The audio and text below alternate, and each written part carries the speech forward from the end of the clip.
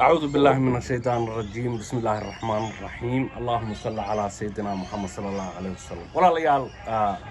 سومالي waxaad iga doontaan salaanta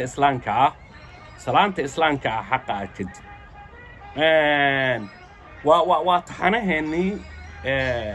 maanta waxaan rabaa inaan bal isku dayo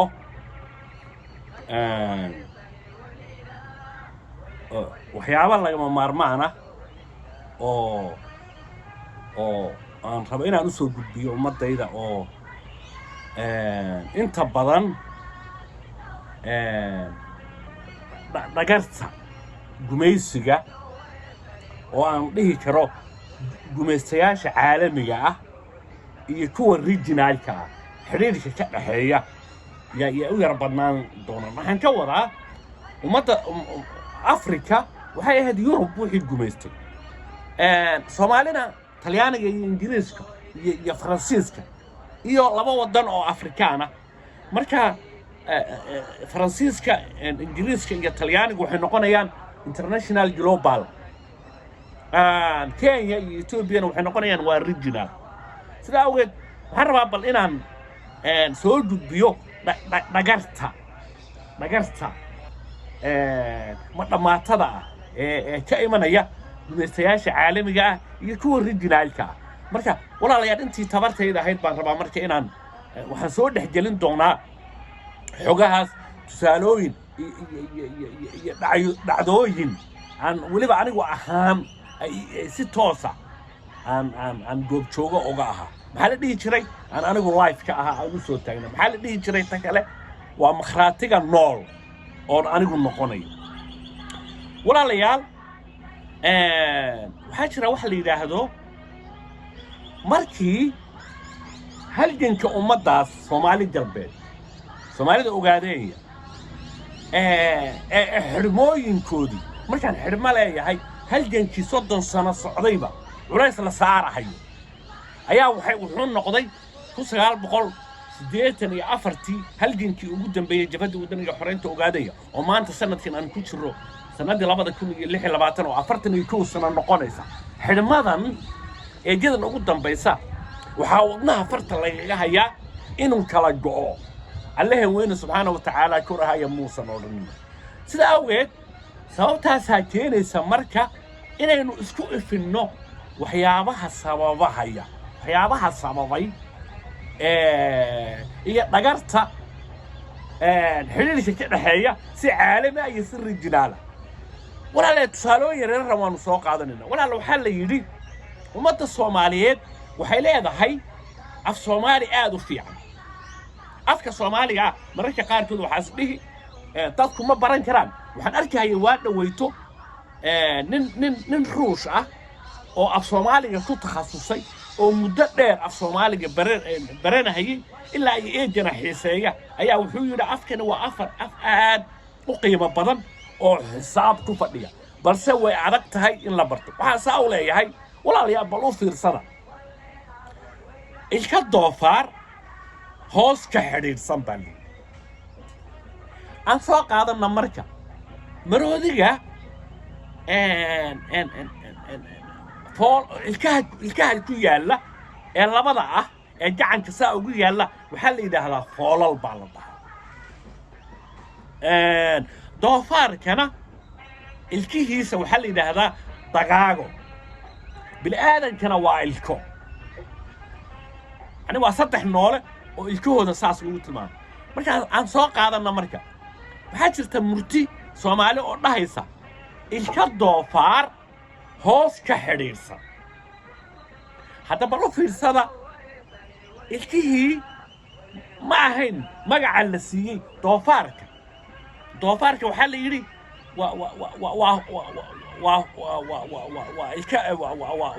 waa dagaaga la yiri ya markii murtida la geliyana ilka doofaar baa la yiri marka waxa la isweydiin qofkii aan marka aan af Soomaaliga aqoonin way ku adag tahay macna ilka dagaaga loo bixiyay doofaarka ilkiisa markii murtidii la sameynayna waxay ahayd ilka doofaar hoos ka xiriirsan waxaan murtidan u soo qaadanayaa marka walaalayaal waan oo la jeedaa gumaystayaasha caalamiga يجمس إن جمس ياش الرجال كا وحاجة يا حرين ولا ريال أنا هو أنا كتير وحان قبا أهمها أمة الصوماليين إننا أهين دليش الله دليل أيو إننا يدو لهين أركتي إن أركتي لا هاي intelligence تاي وحجرنا يان ما أنت وحنا قفلا دولة دي مريكان كوينين وود سياسة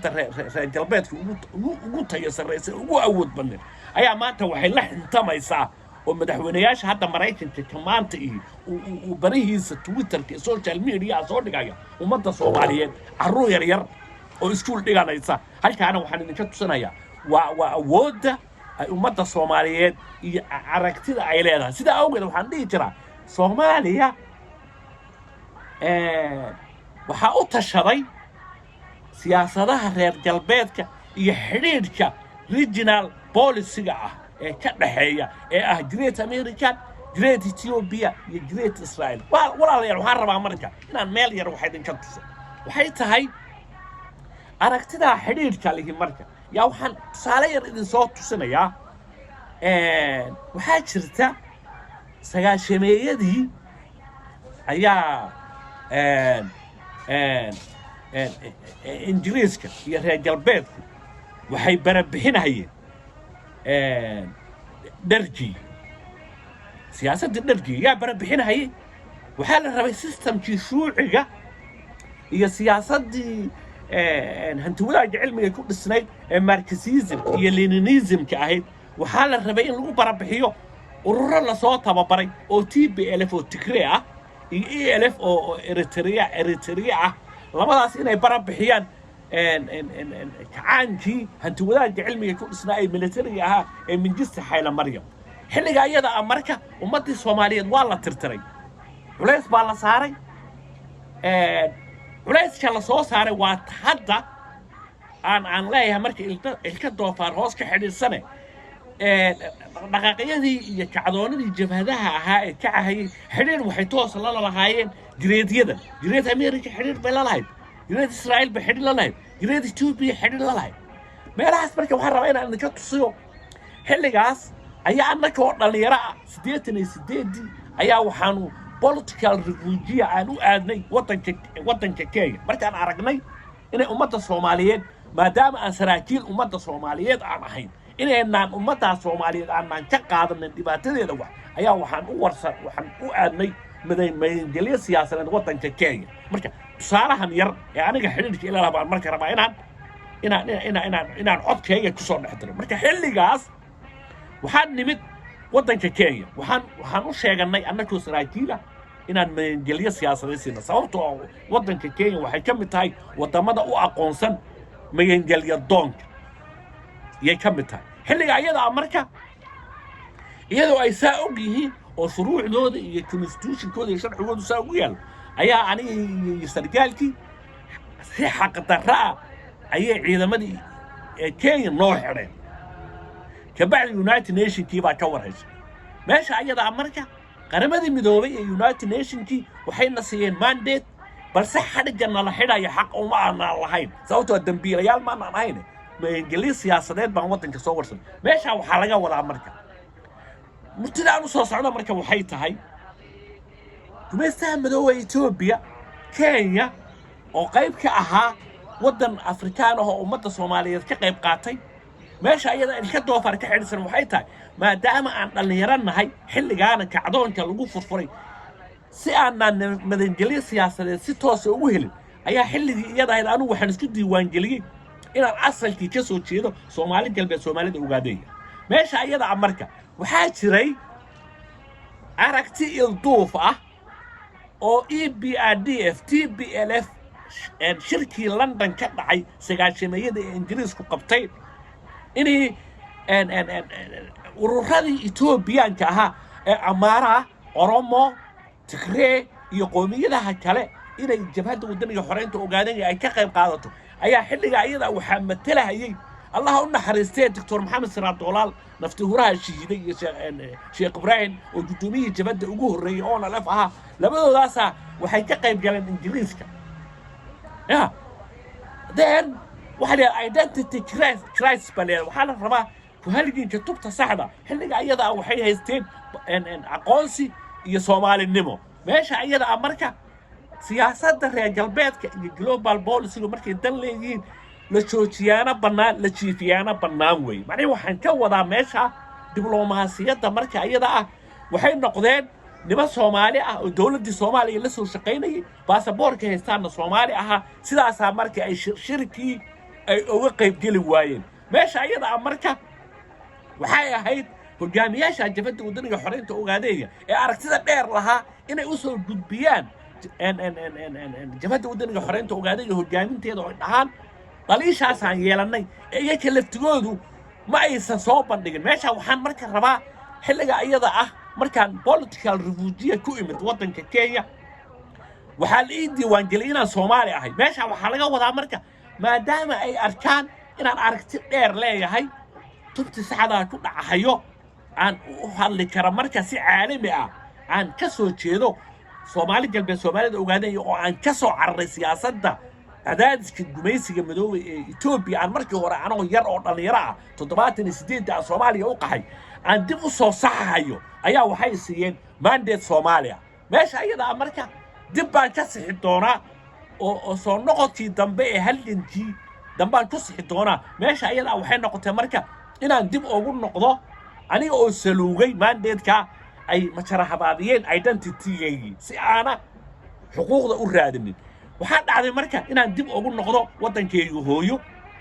anoo ka faa'iideysanaya minjirta xaale Maryam iyo Maxamed Siyaad Barre heshiis dhex maray markaan wadankii ku soo noqdayna gumaysiga Ethiopia iyo anoo heshiis taamaynaya haddana mar labaad ay gumaysiga Ethiopia igu xireen xabsi meesha ayada waxaan idin tusaya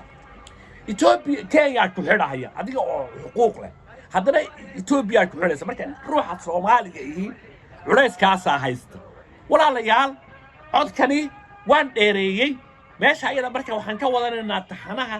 waxaa laga maarmaana marka inay halganka jabhadda wadaniga xoreynta Ogaadeyga oo laba barnaamijkeeda ku halganka qa1 iyo barnaamijkeeda ku halganka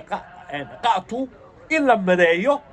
meesha ayada waxaan rabaa marka ku halganka tubta codkayga waxaan u soo qaadanaya xiriirka ka dhaxeeya ee